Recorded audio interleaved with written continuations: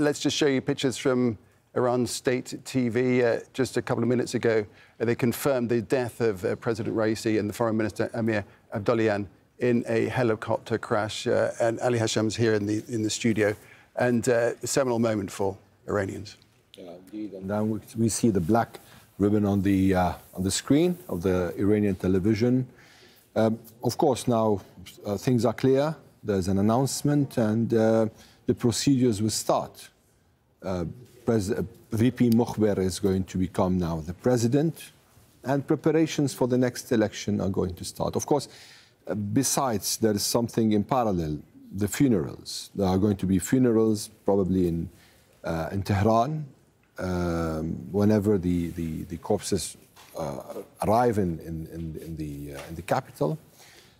Normally the funerals will happen very quickly, right? Yeah, of course. And of course, we are anticipating the supreme leader to give a speech, to address the nation, of course, highlight the main points here. I mean, of course, he'll have to talk to the people, to mourn the officials, the president, the foreign minister, and all the other deaths. And, of course, the next steps. There should be a clear picture to the people, what's going to happen, how things are going to happen. And, of course, he prepared the people yesterday by saying that they should not be concerned because whatever happens is not going to impact their lives, their daily lives. And the Iranians have a lot to think about, actually, with the difficulties, financial difficulties, situation under sanctions, internal problems. So, yeah, of course, this is going to be really hard times. And in terms of that protocol, it was set in stone what should happen. What about the Vice President, Mohammad Mukhber? What do we know about him? Well, President Mukhber, he comes from a religious family. He's also close to the supreme leader. He's mainly known to be an executive. He holds two PhDs, one in international law, another one in economics. And there's a track record. Of course, he's under U.S. sanctions also. So he's going to assume his new role probably immediately and become the new president. But the question here is he going to run for elections? I was going to say, so he's the interim president, but he then could just carry on afterwards in theory. It depends on whether the Constitutional Committee vets him and allows him to run for the election. Because in Iran, first of all, the candidates will apply for being candidates. Then they'll be vetted. And whether the committee is going to accept or not, that's another issue. Some of them would be actually, in one occasion, the VP was denied to run for election. So it depends on what's foreseen and what's the plan for the next president. So this is a time of intense mourning in Iran, of course, but that election will come soon enough, and there are divisions in the country, aren't there? Is that something that the authorities will be concerned about as we get closer to that election day in 50 days or so? Well, given what happened and the mobilization that we saw, and actually the people being concerned all the time, I think maybe the establishment would want to see people queuing for elections, to vote. Which wasn't the case in the last parliamentary election, where only 40% participated, and the by-election in Tehran, which only 8% participated. So, and actually, even the presidential elections was one of the lowest turnouts, with 48%.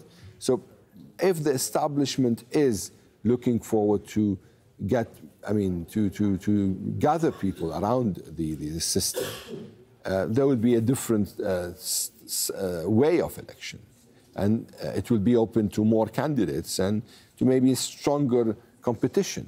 And if things are just the same like now, maybe we will know who is going to win before the election. Ali Hashem, thanks for that. Back with you a little bit later. Thank you very much. Let's just show you the latest situation. You can see there on the screen there, that main picture. That's very close to the crash site, to where the search and rescue teams eventually homed in on. And you can see lots of cars and various people arriving there. At some point, they will be retrieving the remains of the Iranian president and the foreign minister and the other people who are on board that helicopter and taking them back to Tehran for a funeral. There is the site of the helicopter crash itself. You can see a great swathe of charred earth down the side of the mountain. And the only bit that's intact, in fact, is the tail of the helicopter at the top of the picture there. You can see how it's very impossible to imagine how anybody could have survived that. In total, 9 people were on board, and they were the President of Iran, Ebrahim Raisi, Hossein Amir Abdollahian.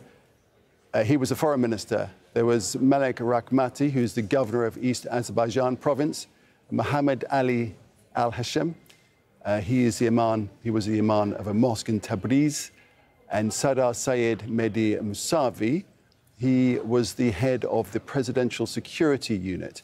Of course, on board too was the pilot, the co-pilot. There was also a security guard and a technician, all of them killed in that helicopter crash in the north of Iran. Let's go to the capital now. Resul Serdar, still there monitoring events. Resul, what more do you have? Well, as of now, all the passengers on board, including the president of the country and the foreign minister, they are dead.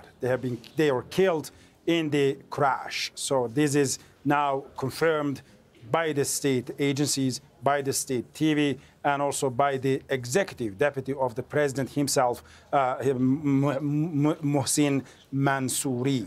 So now the rescue teams they were just saying that some of the bodies are burned and it's difficult to identify who is who. But as of now, 7 of them, including the foreign minister and the president, they have been identified.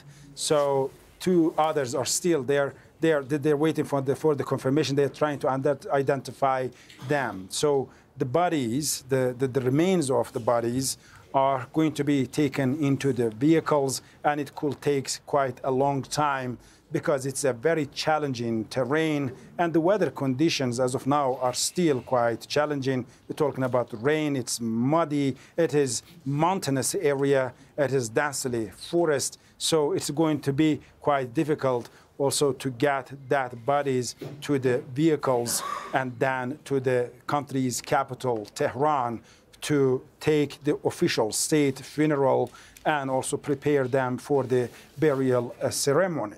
So it was, the accident happened on Sunday around 1:30 p.m. local time in Iran, and 3 hours after that, the rescue efforts have started, and it lasted roughly around 17 hours.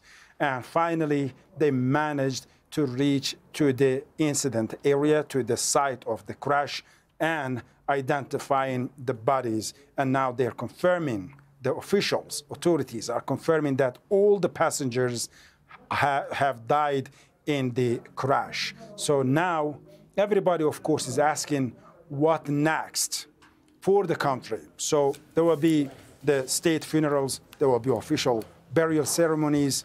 However, what next? So according to the constitution in Iran, in 50 days, the country needs to hold an election. And meanwhile, the first vice president of the country, Mohammed Mukhbir, is expected to be the interim president by the approval of Ali Khamenei, the supreme leader of the country. And in 50 days, the country is going to an election and elect the new president. Resul, thanks for that. Resul Serdar there in Tehran. And I can tell you that there is an emergency cabinet meeting taking place with the authorities in Iran right now, after which we expect that the funeral arrangements will be announced. So we'll bring you that as soon as we hear further news.